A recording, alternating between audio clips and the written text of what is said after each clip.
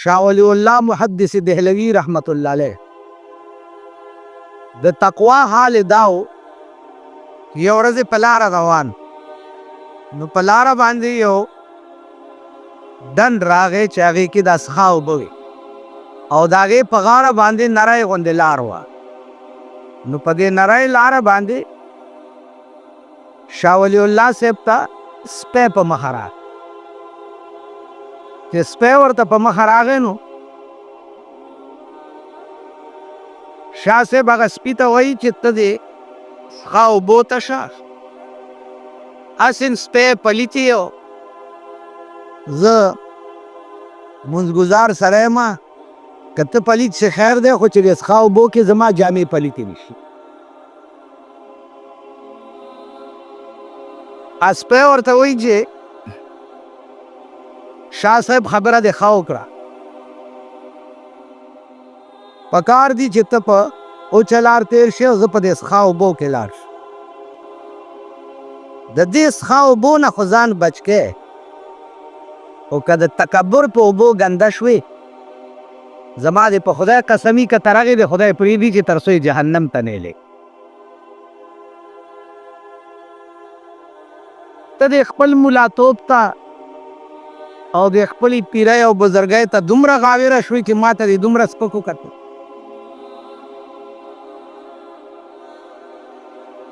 شاه صاحب رحمت الله علیه بې اختیاره په هغه څښا اوبو کې ور روان شو او سپي ته یې وویل چې ما دې خدای د تکبر د اوبو نه وساتي ته په دې وچه تېر شه او زما خیر دی که جامې پلیتې شي دا یې د تقوا علم عزیزانو عظیم انسان دې ته وایي چې سپي له پاکه لار ورکړي او په خپله په څښا لاره کې روان شي عظیم انسان دې ته وایي دا شاه ولی الله محدث دهلوی رحمت الله علیه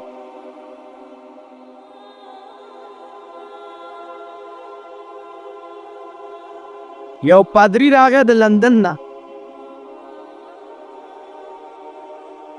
او اعلان یې وکړو چې زمونږ کتاب انجیل دی او د مسلمانانو کتاب قرآن دی راشئ دا دواړه کتابونه په اور کې اچو چې کوم کتاب په حق وي هغه به بد شي او چې کوم په ناحق یا به وسوځي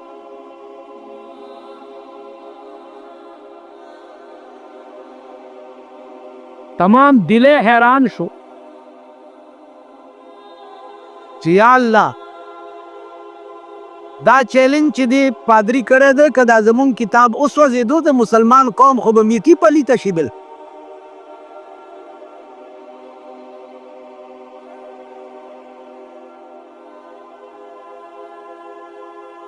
شاه صاحب ته خلق راله چې راشئ جي تباه کېږو یو پادری اعلان کړی دی او انجیل ورسره دی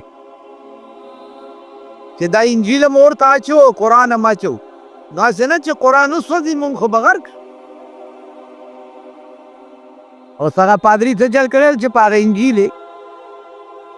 هغه روغن مږلی و چې کوم اور کې واچي او نه سوځي شاه صاحب راغی او خبره واورئ قرآن هم په کاغذ لیکلی کتاب دی او انجیل هم په کاغذ لیکلی کتاب قرآن او انجیل یو طرف ته کېږده پادري صاحب ته عیسايي او زه محمدي یم اور بلو او ډېر عظیم اور بلو اول به زه ورټوپ کړم بیا راپسې ته راټوپ کا چې څوک په حق یا به بد شي او چې څوک په ناحق یا به وسوځي ته او زه ورټوپ کړم کاغذ نه څه غواړې پادري ویل دا خو نشي کېدی او به دا شاه صاحب دې خلکو اوچت عزیزانو دې ته تقوا او ورع او بزرګي وایي چې د باطل مقابله به داسې کوله چې اور ته سره ټوپ کوو که زه رښتیا محمدي یم زه به ولې سوځم ولی بس وزم یو مونږ څه یو سړی لغمان به نیوه نو ما ته وی چې زه تا ته د لړم اجازه در کومه لاس کې دی نیس هغه به لاس کې ګرځو رښتیا دی زه هم زما لاس یې دمم کو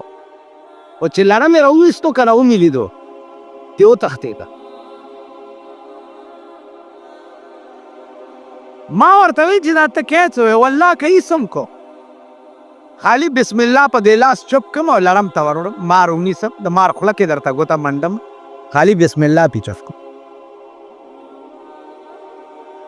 تاسو خیال اوس زمونږ سړی راځي چې ملا صاحب په سر مې درد دی ملا پې لګیایي کله دې خوا نه راکاږي کله دې خوا نه راکاږي ټیک شوی وایي نه خو نور زیات شو مچۍ وچیچي مچۍ ته پې ټول قرآن چوف کا که تا د مچۍ درب لرې کو زما په دا مخ تو کا یو زلوکین انجکشن ورته وکړه معمولي غوندې لږ په دې سرمن کې سړي په سترګو رڼا شي ته پې ټول قرآن چوف کا آدم به نه لرې کېږي تاسو خیال راکئ دا ولې زلوکین د انګریز جوړ کړی یو دوایي ده لړم او مچۍ او مارې وچیچي او زلوکین یو انجکشن ورته په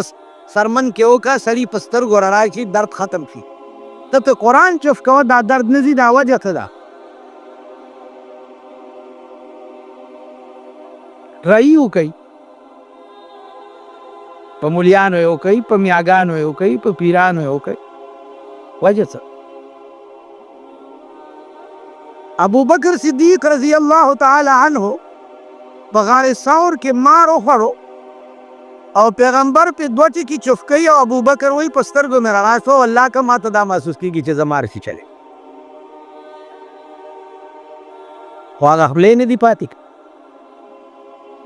ایمان ستا دا پکار دی ایمان چې دا قرآن د هر مرض علاج دی دا هر مرض او په خدای مې دې قسمي کوي بل علاج وکړم سوا د دې چوخ نه ته وګوره چې کېږي که نه کېږي اوس ته دم دی شي ته دغه کې د دوایي دوکان کې ناست یم یو سړی راشي یاره جي دا بیمار دی لږ دم پې واچو هلته د 200 روپو دارو اخیستي ما د دې دم خو شکرانه کېږي وایي څو 50 روپۍ وایي نه نه د دم خو 15 پیسې دي اوس ته ووایه چې د پیرنګي جوړې کړې دوایانې دې د 200 واخیستې دکاندار ته دا نه چې د پیرنګي د دوایي خو 15 پیسې دي او زه به پې قرآن چوف کوم او ته ماته وایې د دې خو نو کوم کلام چې دومره سپکي دی یو قوم په نظر کې هغه کلام ذره به د مار او د لړم دم اچولی کېږي او درد به ترې لرې کېږي خبره ده که نو عرض مې دا وجي چې په دنیا د خدای کې هغه مرض نشته چې د هغې علاج قرآن نه دی هغه مرض نشته چې د هغې علاج حدیث د جناب محمد رسول الله قرآن کې 2 سورته دي قل اعوذ برب الفلق او قل اعوذ برب الناس د شپې دا ولوله چې کټ کې سملی او په ټول بدن باندې چوف کا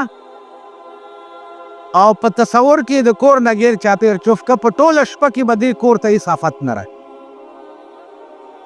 تاسو خیال را ستا دې بدن ته به په دې شپه کې هېڅ آفت نه رانږدې نو عزیزانو دا خلق چې دومره لوی خلق شوی و د هغې په دې قرآن او په دې حدیث 14 سنې ایمان و چې زم انسان یم او ابراهیم علیه السلام هم انسان و که ابراهیم او بے خطر کود پڑا بے خطر کود پڑا آتش نمرود میں عشق عقل تھی محو تماشائے لب بام بھی اور تیار شد نمرود ابراهیم علیه السلام ته دا اور غم ورکړو عقل ویل سوچو کا اور ته څنګه ټوپ کې عشق ویلې نه د معشوق په حکم کې لا سوچ چا پکې راوستی سوچ پکې په عشق کې سوچونه نه ورته وکې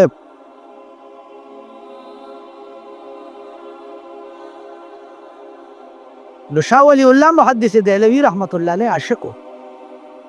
هغه دی ورته لومبی زه دانګم وایي سعید ته کو ته ته راوستو دا عظیم خلق ډېر لوی خلق حاجی امداد الله مهاجر مکی رحمت الله ابل کال زه چې دلی ته تللی وم په تاناباون کې د مولانا اشرف علي تانوي رحمت الله علیه او د ده یو ځای خلوتونه د ده په خلوت چې انګریزانو بم ورغورځولی دی نو بم د چوکاټ د پاسه پاسوره کې اوس هم پروت خلاص شوی نه دی 200 کالو تاسو خیال را دا حاجی امداد الله مهاجر مکی په مکه معظمه کې روان امیانه یې شاته اچولې ده او پیسې دي پکې وروستو نه هغه امیانه یې ترې نه غل وواله چې غل ته وواله نو ده ورپسې وروستو هم نه کتو بس روانو لارو کور اوس موږ نه چې غل امیانه یې ووایو په جوماتونو ګرځو چیرونو فلاني ځای نه راغلی وم او غل رانه دغه ځای ووالو او واسکټ هم داسې څه چل کړی سیرلی غوندې دغه ځای رانه ووالو 8 روپۍ رانه وویست مطلب یې دی چې 8 وایه نو یو 80 خو به څوک درکړي که آسان چل دی نو ستا به حاجی امداد الله ورپسې هم نه کړ به لاړو کور غل چې منډه کړه هر طرف ته چې منډه کوي مخې ته ورته دیوال چې بل خوا منډه کوي بلې مخې ته ورته دیوال چې بل خوا منډه کوي بلې مخې ته ورته دیوال بلکل ټولې لارې پې بند راغی د حاجي امداد الله کور ته لاندې ودرېدو چغې کړې چې وه خلقه دې کور کې یو ظالم دی او په ما خو دنیا بند کړې چغې دي مالې خلق راووته څوک ظالم دی وی یو سپین ږیری ظالم دی په دې کور هغه لوسو اوس په ایمان وایي تاسو نه چې اغلا کړي او کور مخې ته راته ظالم آواز و ته به کوئ ورسره وایه که نه ماما ږیره به دې ورته خوله کې نیولي او ورته به هېرېږي دا ستا د انسانیت امتحان حاجي امداد الله ته خلکو وایي چې لاندې څوک سړی چغې وایي چې دې کور کې یو ظالم دی هغه چې پاس نه راښکاره شول بچیه ولې ویل و ظالمه دنیا دې را باندې بند کړې ویل ښه ورېږه چې در کوش را کوش شوی وې څه چل وې تا نه مې د امیانۍ والده دا خپل امانت دې واله خو لا واته کله وکړه هر طرف ته چې ځم دیوال دی لار را باندې بند حاجي امداد الله مهاجر مکی رحمت الله علیه ورته وایي وی بچیه زما دې په خدای قسم چې تا څه وخت کې امیانۍ له کرچ ورکو که نه او غوسه دې کړه نو زما بوج سپک شو پوه شم چې رستو نه چا واغسته نو ما په همغه وخت کې رکې ووایي چې خدایه دا ما دله وربخلې دا ما وربخلې نو ما در بخلی شاید بیا زه څنګه واپس والم ویل لارې را باندې بند دي زه ویل الله دې لار م درته کولاو کړي بس را روان شو لار ورته کول ښه شه امیانۍ یې وه توبه کې نو عزیزانو عرض مې دا و چې دا هغه عظیم انسانان دا چنده اوس دی کوي دا زمونږ د دې بارافات جلسو دپاره تاسو هر کال مهرباني کوئ نو دا ځلې به هم په اخلاص مهرباني وکړئ عرض مې دا و عزیزانو چې عظیم انسانان دغه خلق مونږ به څه د انسانیت دا و ستا په دې پېښور کې میاں غلام جیلانی رحمت الله علیه ډېر لوی عالم تیر شوی نن نه 200 کاله مخکې. هغه چې مړ شو داغه تمامه کتابخانه انګریزانو دی کالج ته نقل کړي. د میاں غلام جیلانی کتابخانه اوس هم په دې یونیورسټۍ کې پرته ده. 12 ورځې په کچرو چلولې وه. دومره کتابونه. تاسو خیال راغی میاں غلام جیلانی رحمت الله علیه ناست درس کوي طالبانو.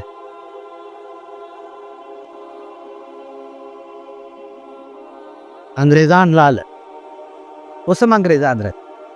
تېرو ورځو کې صدر ته انګریزان راغلي 100,000 خلک کو ویلې چې عیسی علیه السلام د خدای زوی دی. ښځو مې دا بېلکۍ خره چې دي د دې هر څه دین ایمان نشته. زمونږ د ښځو ایمانونه ورشه په هدیرو کې وګوره، په زیارتونو کې وګوره. د معتبرو د ښځو ایمانونه ورشه په کلبونو کې وګوره، په صدر روډ باندې شاپینګونو کې وګوره. دا څه بې غیرته خلک، دا د سړي زامن نه دي بلکل. سړي زامن هغه خلکو. تاسو هم امیان ځان ته وایئ. عوام څوک و چې ته علم یو نو څوک چې راته څه وایي هغسې کوو نو. یو انګریز په یو ملا سوال وکړو چې شیطان د څه شي نه پیدا دی؟ هغه ورته ویلي چې زه څه خبره. یو ملا ولاړو هغه ورته ویلي چې شیطان د اور نه پیدا دی. خلق الانسان من صلصال کالفخار وخلق الجان من مارج من نار. د خالص لمبې د اور نه شیطان پیدا.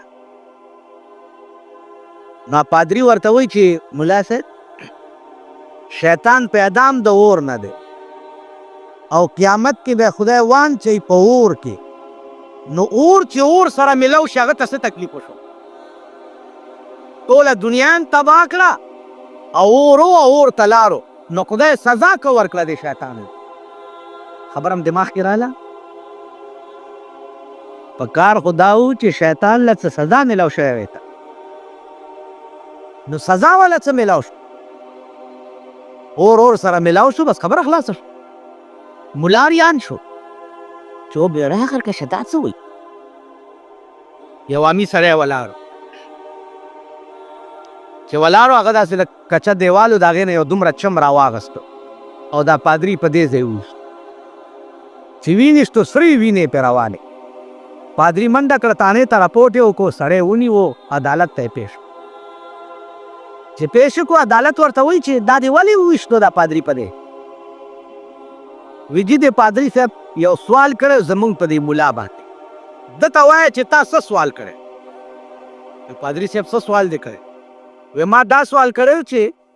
شیطان پیدام د اور نه دی او قیامت کې به خدای وانچوي په اور کې. نو اور چې اور سره ملو شي هغه ته څه تکلیف وشو؟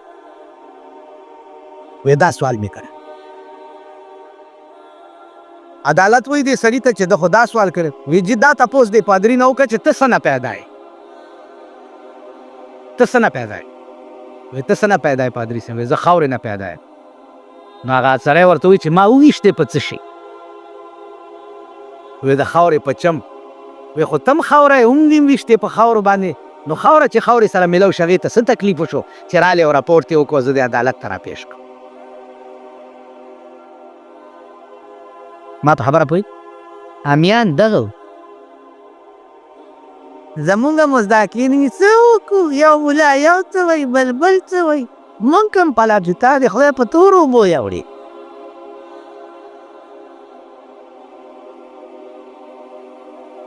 څه وکړو؟ یو ملا یو څه وایي، بل څه وایي. په دې کاره امیان دغه ملا به چې چېرته لاجواب شو هلته به جواب عوامو کولو. د عقل تم خیال راغ تاسو به داسې وکړو ټیس پوس کوي خبره به ایله به شي. یاره ملا صاحب چې اتحیاتو کې د اشهد ان لا اله الا الله څو ځله ویل پکار دا اوس خبره بیا سپین ږیری دی یاره جي ته الحمدو الحمدو سپین ږیری الحمد نو یو بوډا ته مې وی چې جومات کې هلکه ډېر ناست دی کور ته نه ځي ویل انګور نه تنګ یم انګور نه تنګ مال څه وایي ویل که جاني وینځي نو هم وایي چې د سخر مې داسې څښا پوتی جاني دي چې دا کوکل مې ووایي مال دا واورئ چې کومه انګور د سخر خدمت نه کوي د دې انګور دا میړه خوښ نه دی نو دې میړه ته یې پکار دی چې په وخت پې پړی اچي او لار ور په مخ کې کوي لار هغه د ابراهیم علیه السلام په سنتو عملو کې ابراهیم علیه السلام تپوس وکړه د اسماعیل د بیبي نه چې سال دی ویل چې وخت تېري ویل چې اسماعیل راشي نو ورته وایي چې د کور دا دروازه دې بدله کړه چې اسماعیل راغی ورته وایي چې داسې یو بوډا سړی راغلی او هغه داسې وی ما داسې وی ویل یو دوه درې طلاقه مې کړې دا زما پلار و راته وایي چې دا ښځه طلاقه کړه دا ناشکره ده وخت یې تېرېږي دې ته پکار و چې ویلی وی چې الحمدلله چې پلار درته وویل چې دا ښځه پرېږده سیکنډ به ترې صرفه نه کوې ما په خبرو پوهېږي نن خو پلار چې دی دله او دوس باندې یادېږي د ښځې دپاره مور ته ډم او کنجره وایي د ښځې دپاره مور د کمسو نه راکاږي کوڅو ته د ښځو دپاره نو عزیزانو عرض مې دا و ما ته وي چې انګور نه ډېر تنګ او نو ما ورته وی چې به ناست دی دلته دا قرآن شریف یو ټکی وایه وی جي ما د الحمد هم پوره نه ده زده کړې الحمد ای ستا خدای مال بنیادو بسه د انګور په ځای پېژندلې چې اتیا کالو ته د عمر ورسېدو تا الحمدو نه ده زده کړې دا زمونږ د ملک نن ستا په ملک خلک کینی دا تبلیغ والا جماعت پسې بد وایي تبلیغ والا څه کار دی چاته کلمه ټیک کول او چاته منځونه ټیک کول کلمه او منځ چې د چا ټیک نه وي د هغه مسلماني ټیکي په ایمان ووایي هغه ته مسلمان هم ویلی شي او بیا د ځمکې په سر دې وخت کې والله العظیم که ښه ډله د دغې نه بله شته خدای دې توفیق درکړي چې دغې سره ګرځئ توفیق خدای درکړي دا نور ټول بکواس دی موږ د خدای په قهر اخته یو په عذاب گرفتار ښه ډله هغه ده چې ستا کور ته ستا ته د خدای دین دروي او ستا کور ته د حدیث د جناب محمد رسول دا حدیث چې دا ستا جماعت ته راوړي او تا ته بیانوي والله العظیم دا هغه حدیث دی چې امام بخاري به په یو حدیث پسې زر زر میله مزل کول یو حدیث پسې زر میله مزل دی نن هغه حدیث ستا جماعت ته او ستا کور ته او ستا دروازې ته د دې ډلې په برکت راوړي شي دې کې هم خدای له جواب ورکړي دې کې هم خدای له جواب ورکړي ځوان هلک دی هغه پاسي چې عزیزانو کښېنئ د دین یو څو خبرې وکړي هلک زه خو حیران یم فؤاد صاحب رحمت الله علیه په لاره روان یو هندو لګیا دی رام رام رام رام ستوائی گرو کیے ساتھ نام رام رام نو درې نیمه شپه دا شیخانو ته وایي چې خال مې د کونډې په مخ ولید خال مې د کونډې په مخ ولید جونه دې خوارې شي چې ډېر نږدې خالونه هندو مې د بت په عبادت په نیمه شپه کې ولیدو نو مسلمان دې خوار شي چې د داسې حقیقي خدای عبادت په د شپې دی تاسو خیال دا نو عرض مې دا و عزیزانو چې عظیم انسانان دغه خلقو. نو میاں غلام جیلانی رحمت الله علیه درس کوي طالبان. پادری اور آگے دن وی صاحب یو مسئلے وی صبرو که زه درس نوزگار شم نو بیا به خبر درس نوزگار شو راځه. وی مسئله دا ده چې عیسی علیہ السلام د رسول الله صلی الله علیه وسلم نه اعلی وی چې ولی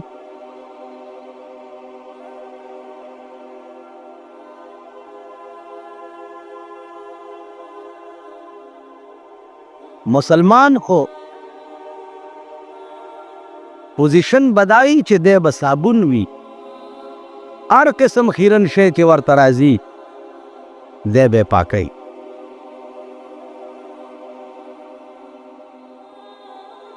بیا روان دی په لاره نو نور څه نیک خلق ورته په مخه راله نو دا خبره یې ورته وکړه چې یو کم سل قتله مې کړي و یو مې اوسو توبه وباسم په دې مې پوه کوي چې زما توبه به قبوله شي. هغې ورته ویل بلکل دا مخامخ کلی دی دې کې نیکان خلق اوسیږي هلته لاړ شه د هغې په لاس توبه وباسه الله به هر څه درته معاف دی. چې په منډه هغه کلي ته روان شو نو لاره کې وخت پوره شو د مرګ فرشته ورته ولاړه وه او روح یې ترې قبض کړ. دی چې مړ کېده نو دا خپله سینه یې هغه کلي طرف ته کړه او اسمان ته یې وکتل چې خدایه ما خو نیت کړی او تا ته د توبې ویستو خو توفیق دې را نه کړو. ای الله ته پوهېږه او ستا کار به کوي. حدیث کې راځي چې دی مړ شه نو دوه قسمه ملایکې ورته راغلې. یو ملایکې د قهر او د غضب راغلې چې جهنم ته یې بوځو او یو ملایکې ورته د رحمت راغلې چې جنت ته یې بوځو.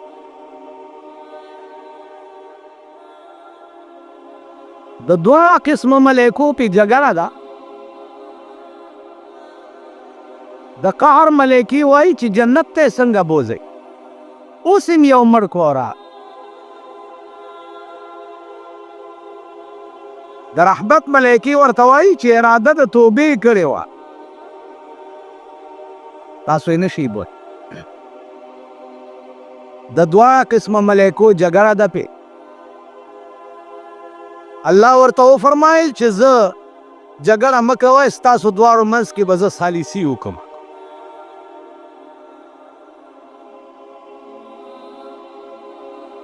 الله پاک یې منځ کې ثالث شه او د قهر او د رحمت ملایکو ته یې وویل چې بیانونه تیر کړئ تاسو ولې جهنم ته بوځئ وایي ځکه چې سړي مړه کړي. تاسو ولې جنت ته بوځئ اراده د توبې کړئ. الله ورته وفرمایل چې داسې وکئ چې تاسو دواړې ډلې دا سړی چې د کوم ځای نه را روان دی چې قتل یې کړی دی هغه ځای هم تر ده پورې ناپ کوي او چې کوم ځای ته روان دی د نیکانو کلي ته هغه ځای هم ناپ کوي. نو که د نیکانو کلي ته نږدې و د رحمت ملایکې دې یوسي او که د قتل ځای ته نږدې و نو د قهر ملایکې دې یوسي. دا فیصله پروردګار عالم د دواړو ملایکو په منځ کې وکړه. عزیزانو ملایکې په ناپ شروع شوې او هغه د نیکانو کلی یو لیشت الله ده ته رانږدې کړو ټول کلی رانږدې. چې ناپوه شو نو یو لیش دا سړی د نیکانو کلي ته نږدې وخت. الله فیصله وکړه چې د توبې ځای ته نږدې وختو د رحمت ملایکې دي. عزیزانو عرض مې دا و چې عظیم انسان هله سړی جوړ شي چې هغه ګناه وکړي او بیا پرې پښیمان شي او اراده خدای ته د رجوع. دې ځای باندې دا یو اعتراض دی چې الله پاک خپل حقوق خو خلقو ته معاف کړي. د خدای دی چې څومره ګناه کړې ده نو درته معاف کړي چې هغه اختیار لري د هغه ته څوک ویلی شي چې دا وړي. لیکن د بنده حق چې دی هغه خدای نه معاف کوي، هغه بنده په خپله معاف کوي. دلته قتل چې دی دا خو د بنده حق دی، هغه څه نوره مړي به درته معافي کوي نو هله به دی معاف کېږي که دی نه به کي. نو څنګه خدای پاک معاف کړو؟ علما لیکي چې یو حقوق الله دی او یو حقوق العباد دی. دا الله حقوق چې دی هغه په توبه معاف شي او د بنده حقوق چې دی هغه په توبه نه معاف کیږي، هغه به بنده درته معافي کوي نو هله به ته معاف کیږي. دا خو حقوق العباد. علما وايي چې الله د چا د بخښنې اراده وکړي نو د هغه بخښنې ته به یو وجه جوړه کړي. وجه به دا جوړه کړي چې دغه سړی چې دا کوم قتل شوی ده ته به په جنت کې یو ځای وښیي. نو دی به تقاضا وکړي چې خدایه دا ځای ماله راکړه. نو الله به ورته ووایي چې دې سړي ته معافي وکړه نو دا ځای به درکړو. نو دی به د هغه ځای متعلق دومره په اشتیاق کي وایي به چې یا الله ما ده ته سل ځل معافي کړې ده خو دا ځای ماله راکړه. نو په دې رنګ به الله حقوق العباد چې وغواړي نو هم به معاف. تاسو خیال ده؟ نو عرض به دا و چې انسان کامل سره هله جوړ شي چې هغه کې دا ماده پیدا شي چې په تیر شوو ټولو بدو باندې پښیمان شي او خدای ته رجوع. عزیزانو ته صحابه او ژوند تاسو وګورئ. حضرت عمر توره راایستې وه او د رسول الله صلی الله علیه وسلم سر پرې کولو پسې را روان. لیکن چې د پیغمبر خواته راغی او پیغمبر یې د زړه په سترګو ولیده او توبه یې وویسته او لا اله الا الله محمد رسول الله یې وویل، نو هغه راایستې توره د پیغمبر په سر پرې کولو پسې الله عمر ته معاف نه کړه بلکې هغه عمر یې ته جوړ کړو چې په قرآن کې ډېر آیاتونه خدای د عمر د مرضا مطابق نازل کړي. حضرت عثمان رضی الله تعالی عنہ ډېر لوی مالدار سړی و. بوتان به په هغه خپلو پیسو واغسته او په کوټه کې به ایښي، څوک به د تبې خدای او څوک به د سرکوږي خدای او څوک به د روټۍ خدای او څوک به د څه شي.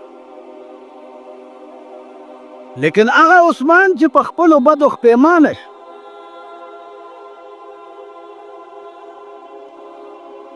نو بیا ته عثمان څه جوړ شو چې هغه مقام پیدا کړ چې د رسول الله صلی الله علیه وسلم لور په واده شو او چې هغه لور وفات شو نو رسول الله صلی الله علیه وسلم دویمه لور بله ورکړه. چې دویمه وفات شوه نو پیغمبر وی کاش چې نن زما درېیمه لور وی چې هغه مې عثمان ته ورکړه. هغه عثمان چې د هغه په دولت به بوتان اغسته او بوتانو ته به د خدای په مقابله کې خدای وي، او چې توبه یې وویسته نو عثمان ته جوړ شو. ابو بکر صدیق دا په مکه کې د ډېر لوی سردار زوی د ډېر لوی مال او دولت مالک. هغه ابوبکر چې څه وخت کې د خپلو بدو نه پښیمان شو توبه یې وویسته او بیعت یې وکړ د رسول الله صلی الله علیه وسلم په لاس باندې. نو ابوبکر یوازې نه و، صدیق هم ترې جوړ شو. او یوازې صدیق نه و، 40,000 روپۍ ورسره پاتې چې مدینې منورې ته په هجرت لاړه. نو په 40,000 روپۍ هم د بیت المال دپاره ځمکه واغسته. نو جامې یې نه وې، چې جامې یې نه وې نو د یو ببرې شړی لنګ یې والی و او کوم ځای کې چې لنګ شلېدلی و نو هغه ځای کې د کیکر په ازغي ګنډلی و چې ستن او تار نه. رسول الله صلی الله علیه وسلم ته جبریل راغی چې ورته ګوري جبریل هم دغه شلېدلی شړی لنګ والی. حضور علیه السلام ورته وفرمیل چې دا ولې؟ و یا رسول الله په خدای مې دې قسم وي نن د ابوبکر لنګ د خدای دومره خوښ شوی دی چې د ټول کائنات ملائکو ته حکم کړی چې تاسو هم لنګونه ووایئ. نن یوازې زه نه، د ټول کائنات ملائکو د ابوبکر غوندې د زړې شړی لنګ وایي. او راویلېږل هم دې ته چې په دې ټکي لار شه او ابوبکر صدیق ته زما سلام ووایه. الله رسول الله صلی الله علیه وسلم د غرمې ټیم و د ابوبکر کور ته ورغی. صدیق اکبر ورته وایي څنګه بې وخته راځې یا رسول الله؟ وی الله سلام را لېږلی تا ته مې درته را رسو. نو صدیق اکبر په جړا شو. حضور ورته وفرمایل چې دا خو د خوشحالۍ خبره ده، ته جارې ولې؟ و یا رسول الله جارم ځکه چې کجا ابوبکر او کجا د خدای سلام. نو زما عزیزانو عرض مې دا و چې په خپلو بدو خپېمانتیا او توبه ویستل هغه سړي نه ډېر لوی سړی جوړ. اوس تیر شوي بد ما درته ووایي چې حقوق العباد الله وغواړي نو دا وجه به ورته جوړه شي، او حقوق الله چې دي په توبه معاف شي. توبه څه ته وایي؟ توبه دا د خولې ټکي ته نه وایي چې توبه مې ده توبه مې ده. توبه په عربي کې خپېمانتیا ته وایي. التوبة الندامه. توبه وایي دې ته چې سړی په خپلو بدو خپېمانه شي. نو الله دې توفیق راکړي چې موږ نه څومره بد او ګناهونه شوي دي چې موږ په هغې خپېمانه شو او خدای ته رجوع شو. نو زما عزیزانو په توبه باندې سړي نه ډېر لوی سړی جوړ شي. بل یو لوی صفت د توبې بل درته عرض کړ. رسول الله صلی الله علیه وسلم ته یو سړی راغی